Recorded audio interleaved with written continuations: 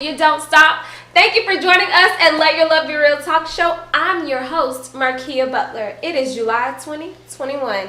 It's summertime. How was your 4th of July holiday? I hope your summer will be a hot girl, hot guy summer. I saw a recent interview this morning with Megan Thee Stallion and learned that having a hot girl summer and being a hottie is number one, all about confidence. Summer 2021, bring out your confidence. It looks like the 2021 Tokyo Olympics will be blackity black this year. We love to see it. So many extremely talented black individuals having access to share their talents and gifts on a championship level and to be recognized and fully be themselves, to express themselves and rise to their rightful playing grounds of global exposure. Congratulations to all champions going to the 2021 Tokyo Olympics.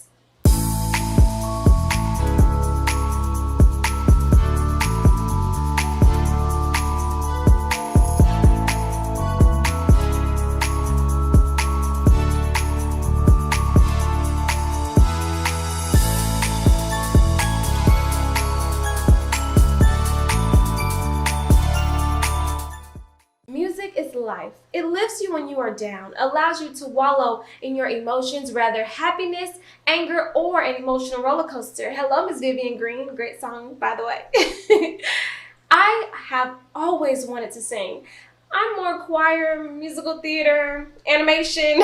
The soulful gospel voice skipped over me. But I heard you can learn to do runs with practice. So y'all get ready. I'm going to start singing my intros and then, of course, after I take voice lessons.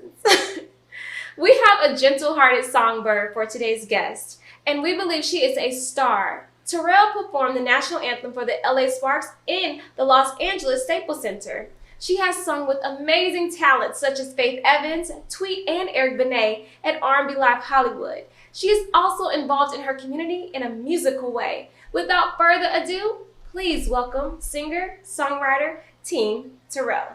On Instagram, Terrill. Hello and welcome to Let Your Love Be Real Talk Show. I get to have the awesome opportunity to interview Terrill. Girl, how you doing? Good.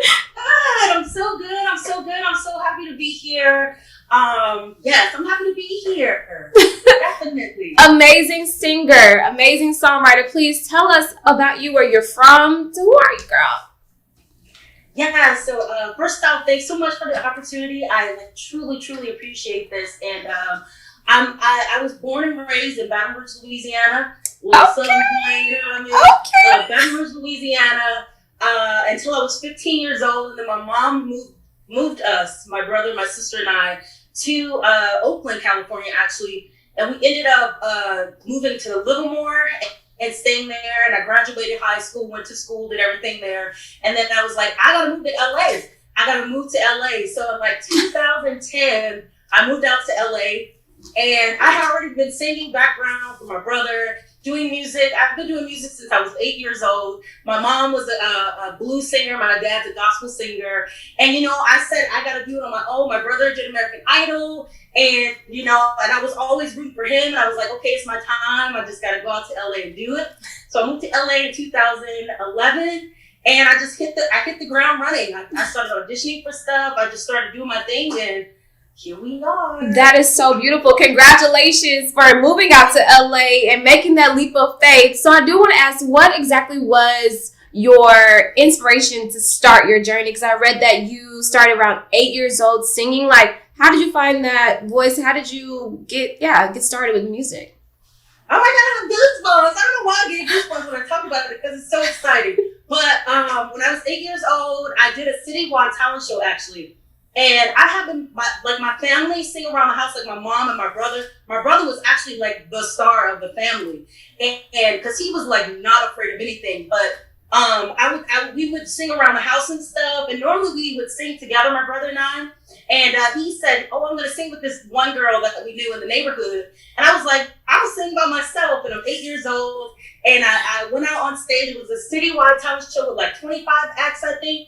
And I went on the stage. I wasn't nervous. I couldn't see anybody, but I just felt like energy. I felt energy. I was so little too. And I went out there and I sang, I'm going down. And I killed it. Okay. And then I won first place and I was like, I can do this. Like, I really want to do this for a living. And after that, I was like, I want to sing. This is it. So what did that journey look like for you as far as like your family pouring into you as well as your sibling? Like how did that dynamic work out for you and them grooming you to also sing? Was that like, no, only one star in the family, or was it like, okay, we got two? Oh, no. It was like we got as many as we want. We were always we were always a package deal. Like if my brother went somewhere, I was there. Like if I went somewhere, my brother was there. So we always stuck together with music. And what was I gonna say? Oh, I also did a lot of background work. My brother, he cut out the studio at our house when we were like really young. Mm-hmm. And so we would do harmonies over each other. So that's why I like do a lot of harmonies and stuff. Yes. And then I started meeting like James DeBarge and like people, like all kind of musicians that were like living in the I think it was like the Stockton area, and I would go and record with them, and I would write music for their kids, and like so I just started. It was always like a package deal. It was always like so. If I got you, if you're doing this, I'm right. So we were always like, and now my family on my YouTube now, they're always there. They're always supporting, and I'm grateful. Like I'm grateful. It's always you're gonna do it. Beautiful. Like, oh my gosh. Okay, so you said like a mouthful of amazing just jewels, and it sounded like the tenacity that your brother had didn't fall too far from the tree, because he was like, he was fearless. Girl, you are just as fearless and amazing. Yes. So thank you for sharing that. So I do want to talk about the people that you have been able to work with. You share DeBarge family, but who else, I guess since you've been in LA or just throughout your term so far that you've been singing, have you been able to work with, and to what capacity? Man, it's so crazy because so when I first moved to LA, I did R&B Live, and that is where it opened up. What is that? So R&B Live is actually like a show for R&B singers, mm-hmm. And it was actually playing on Terry, the one actor guy. He had a TV show with his family. Terry Crews? Terry Crews?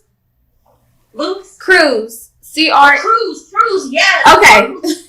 He's awesome. So he had a TV show out back in the day, mm-hmm. Right? Let me tell you how this happened, girl. He had a TV show out back in the day, and he said, and it's had R&B Live on it, like they featured it. And they said, if you know any singers in the area in LA, come out and we'll, And so my sister was like, Terrill, you gotta go and do that. And I was like, okay. Come on, family. It was crazy. So it was at the Romanoff Theater in Studio City. And I went in and did a practice for them, and they were going to book you for the show. That was on a Tuesday, and then they booked me with the live band on a Wednesday. And because I had so much experience with singing on stage, I was ready. And they started booking me every day after that. Every week after that. And I met Eric Benet, ran up to me and was like, "You're an amazing singer." Eric who? Eric Benet.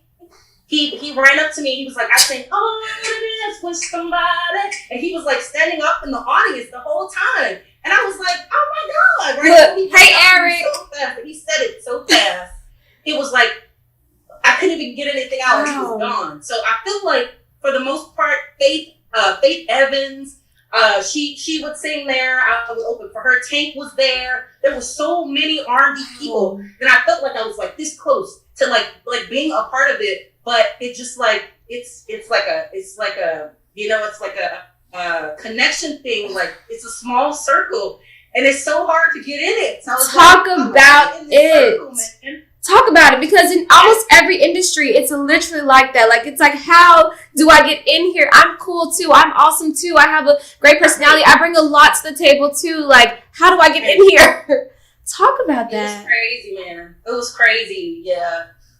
So that kept happening, and who else? Like, I did the Chasing Destiny thing. Please talk about that. That was going to be my next question, so I was hoping you would get to it. So please, let's segue into Kelly Rowland's Chasing Destiny in your experience. Yes. My friend from Louisiana, she sent me a text and was like, "Hey, Terrill, I just entered you into a contest. You should make a video for it." And I was like, okay. And so I made the video, And the producers kept hitting me back. Oh, we want you to make another video. Can you make another video? And I was like, okay. So I got all the way to the big audition, which was Kelly Rowland and Frank Gatson, right? And when I went in there, I was emotional that day. Like, I was so emotional that day because I felt like, and another thing is that, like, I knew the group thing. Like, I knew that I was more of like a solo artist, but I was like, this is a connecting thing. Like, I get to meet a bunch of amazing women that's doing it. Yeah. And I get to meet Kelly and Frank Gatson. And so I went in there and I was like, I was the last one to sing. They had us there all day. It's that pressure. Yeah, girl. I was the last girl to sing out of like probably like 100 girls or something like that. Save the best for last. And when I got up there, I sang Atlas, and I was singing it so hard because I was so hungry. I was hungry, girl. I was like, choose me, pick me today. Yeah. But Kelly, when I went up and I sang it like that, Kelly said, don't come up in here singing out hard. She said that. Don't come up in here singing out hard. I need you to be authentic. I need you to be yourself. Like, I don't need you to be singing like, and at the time I didn't understand what she was saying. But now I wasn't ready at all. I know that I wasn't ready. And I took their advice. They loved me. They kept me on. I made it to top 15. And it was just a lesson. It was a learning lesson on my journey. We all are on a journey. We're on a journey. Like, okay, so from seeing now that you knew you weren't ready, right? What advice would you give those who do participate in competitions and they're like, this is for me, this is it, and it's this was not like, what? Can you kind of just talk in that vein a little bit? Literally, for people that are out there and they really want it and they're like, they're going into every audition saying, I got it this time. Believe in God, first of all. God is the way, okay? He is guiding us, right? I want to do this, but your timing is all with God, right? Woo! That's the first thing. Talk right? about it. The second thing is work hard. You know what? Not even work hard.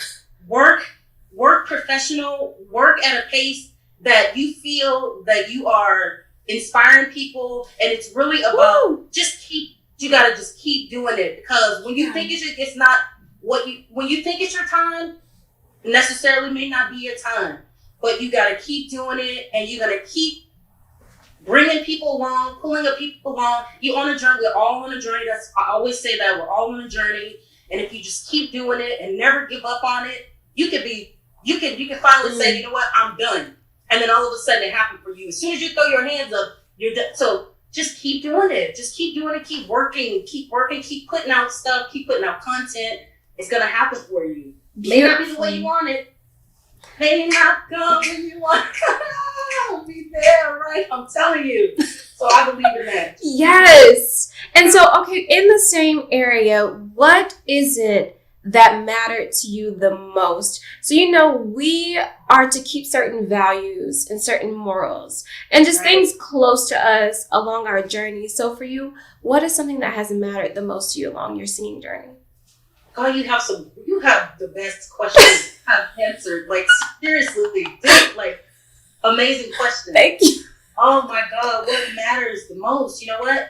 What matters the most is that I'm putting out what's true to me, what's true to my voice. What I feel like, every time I work on something, I say, this is a gift, and I'm putting it out there. And if people like it, they like it. If they don't, then keep it moving. You know what I'm saying? But I try to make sure that it is true to what I'm feeling in the moment. Yeah. I try to do things in the moment and not plan, because when do plans ever work out exactly how right? When? So literally just staying true to the moment, and sometimes I get inspired with music and I say, okay, I'm gonna put this out on this day, and then all of it, like the day before, something else will come to me, and then I just go with it. So just go with what you are feeling, just go with it. Just go with the flow and keep it and just keep going with it. Yeah, I love that. What we're doing here, Let Your Love Be Real talk show, going with the flow. So thank you for sharing that, and I'm so inspired. Okay, so I'm inspired by you, girl, man. This is amazing. Like I love seeing your pictures. Everything you post is just so beautiful, and you are so beautiful. And I just have to say it, you know what I mean? Because it's true, and you got to keep doing what you're doing. I'm totally in your corner all the way. I told you I only got a couple hours of sleep. You're gonna have me on the edge over here crying now. Thank you. Likewise. Thank you. Okay. Girl, such a beautiful soul. Yes. So could you please tell us a little bit about Color Blue Day? Oh, Color Blue Day. Yeah, my husband is also a huge part of like the music and stuff. We created Color Blue Day back in 2014, right? Mm-hmm. And a lot of people was like, I had a friend that was like, oh, I know this girl named Skylar who is going through chemo right now. Could you write a song for her? So I kept getting people hitting me up saying, hey, could you write a song? And so my husband started making music and stuff, and we had our little studio set up, and I just started writing songs, and we just started producing all this amazing music for people and people with disabilities. And we went to the Children's Hospital with for cancer, and we did performances there. And we just started like kind of like, this is my fight song. We started making like little just songs for people to inspire like kids that are going through stuff and people that are going through stuff. So that's Color Blue Day. We started doing that, and then we started performing at a lot of shows around a lot of venues in LA. Like why am I going blank? So many different venues in LA, but the Vibrato Grill was number one. That one was like, man, I can't believe I'm here. Thanks to Preston Glass, I have to do a huge shout out. I talk a lot, sorry. But Preston Glass, an amazing producer in LA. He's worked with Whitney Houston, Aretha Franklin, like all the great R&B singers. Mm-hmm. And he had me perform on his album, and we got to perform there. So that Color Blue Day, we kind of still do shows, but not really. But I'm kind of doing my own thing now. But 2014 through like 2017, I'll say. Okay, well, for the next 3 to 5 years, where do you see yourself? Let's dream right now. Let's make it happen. Let's speak it out. Oh, okay, yeah. Oh man, I see myself. What I really want, like my goal, is to have my voice on a commercial, like have music in a commercial, like a State Farm, like some kind of commercial. Yeah. I just want to make music and have it. Hear myself on a commercial, and I don't know. That's been like my dream. I want to keep my YouTube up. I've been working so hard on my YouTube. We're growing. I'm meeting all kind of people all over the world, and I just want to keep inspiring people. I get a lot of messages from people saying I'm inspiring them. So if I can just keep doing what I'm doing, who knows? Who knows? Who knows? Just like you said. Who knows? All right, so as far as your music journey, do you have a mentor or someone that you've looked up to over the years? Oh my gosh. I feel like a mentor. Oh my gosh. I feel like there's so many people, from my mom to my brother. My dad sings gospel music. But like Whitney Houston and Mariah Carey and singers back in the day, Minnie Riperton, and like I listened to a lot of their music, but I wouldn't say they were my mentor though. I would have to say, this is a hard one for me, because a lot of the stuff, like I've never really had a manager. I've just kind of done this, like everything. I don't want to say on my own, but like you and God. A lot of stuff I've been solo in, and like just building everything I've been kind of solo in, but I would definitely say like my brother and producers like Preston Glass and Paul Smith, who's in the Bay Area. They've been really a huge part of my recording and me just developing in my vocals in general. So I would say definitely Paul Smith, Preston Glass, my brother Johnny Williams, my mom, and my dad. And my dad. I would say my dad. Dad, definitely dad. Yes, yeah. And happy Father's Day, Dad. Happy Father's Day. I mean, I didn't really grow up with my dad, but he is in my life. Yes. So I'm just like, I can kind of say that, but definitely.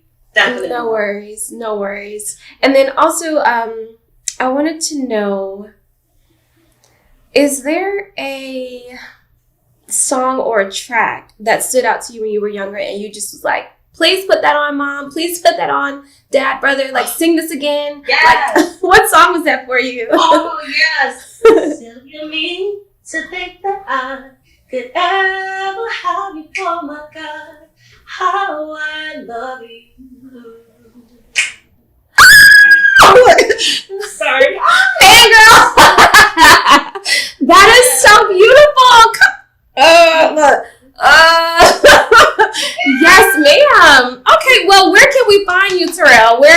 How can we get in touch with you?